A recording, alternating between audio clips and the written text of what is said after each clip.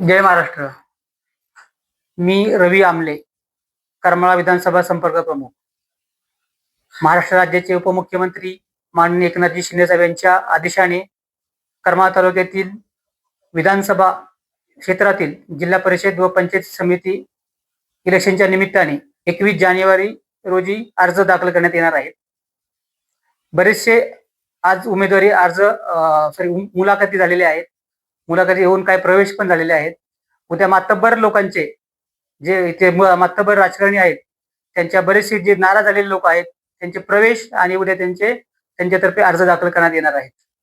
तरी काय उद्या कोणकोणते उमेदवारी अर्ज इतर जे काय नाराज उमेदवार असतील ते कोणकोणते असणार आहेत? बरेचसे उमेदवारी अर्ज म्हणजे जे मातब्बर जे लोक आहेत त्यांच्यातले बरेचसे फुटून आमच्याकडे आलेले लोक आहेत. त्यांच्याकडे जे नाराज झालेले लोक आहेत त्यांना त्यांच्या पक्षाने न्याय दिला नाही.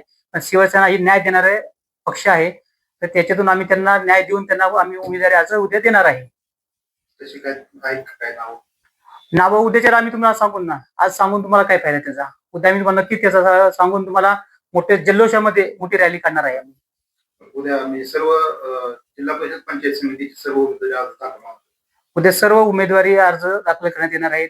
जे आमच्या प्रहार संघटना असेल किंवा रासप असेल, जे असे काय आमच्या अंगीकृत संस्था आहेत किंवा ज्या पक्ष आहेत त्या पक्षांच्या सगळ्यांना घेऊन आम्ही उद्याला उमेदवारी अर्ज दाखल करणार आहेत. इतर जे काय घटक पक्ष आहेत म्हणजे आपल्या सोबत जे असणार आहेत त्यांना त्यांची जागा वाटपात त्यांच्याशी काय चर्चा झाली? चर्चा अंतिम टप्प्यात आलेली आहे. आज रात्री बऱ्यापैकी बऱ्याच गोष्टी तयार झालेल्या आहेत.